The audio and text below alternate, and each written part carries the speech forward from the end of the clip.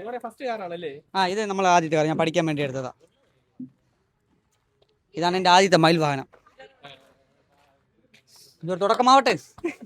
പക്ഷേ ഇത് വിൽക്കാൻ താല്പര്യമില്ല. ഫസ്റ്റ് എടുത്താലും ഇത് തന്നെ പഠിച്ചത് ഇപ്പോൾ. ഇതെടുത്തതിന് ശേഷമാണ് കാറിൻ്റെ വില മനസ്സിലായി. ബൈക്കിൽ പോകുമ്പോഴേ വൈഫ് മോളെ പിടിച്ചോണ്ട് ബാക്കി ഇരിക്കും. അപ്പം ആ മോളറിയല്ല അപ്പോൾ എഴിച്ച് നിന്ന് കാണണം. അപ്പോൾ കുറേ നേരം ഹോൾഡിങ് ചെയ്യുമ്പോൾ വൈഫിന് കൈ വേദന. നമ്മൾ എവിടെയെങ്കിലും വൺ ട്രിപ്പ് പോയിട്ട് വന്നാൽ പോലും വൈഫിന് അന്ന് വയ്യാതായിരിക്കും. അപ്പോൾ അതുകൊണ്ട് തീരുമാനിച്ച കാർ എടുക്കാം. പക്ഷേ ബഡ്ജറ്റാണ് വിഷയം. എന്തായാലും ഒരു 2 വർഷത്തിനുള്ളിൽ സെറ്റാക്കും. പിന്നെ ഇപ്പോൾ നമുക്ക് ആൾറെഡി 2 എൻ്റെ ടീമിൻ്റെ 2 കാറുണ്ട്. നമുക്ക് ഈ പുള്ളി ഉണ്ടല്ലോ, നമുക്ക് എല്ലാവർക്കും പോകാൻ വണ്ടിയിൽ നിന്നപ്പോൾ ഓടിപ്പോൾ വണ്ടി എടുത്തിട്ടുണ്ട്. പുതിയ വണ്ടി ഇതിപ്പോൾ ഇറക്കിയത്. ഒരു കാറിൽ നമ്മളെല്ലാവരും കൊള്ളില്ല. ഇത് ഷോക്ക് ഫാമിലി കാർ. നമുക്ക് പോകാൻ വണ്ടിയിൽ നിന്നപ്പോൾ ഓടിപ്പോൾ വണ്ടി ഇറക്കിയത്. പണം ഉണ്ടല്ലോ, റിച്ച് ടീം.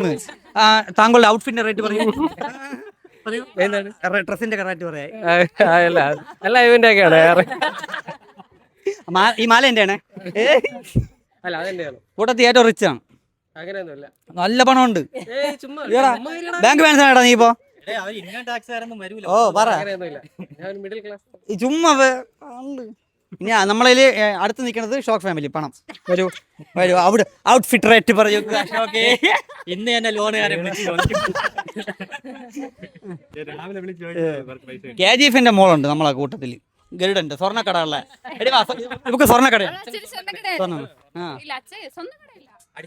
അത് നമ്മളെ ഫ്രണ്ടിൽ പറയണത്. പക്ഷേ സ്വർണ്ണക്കടയാണ്. ഉത്രാടം സ്വർണ്ണങ്ങൾ. ഓ ഇത് 50 പവൻ ആയാലേ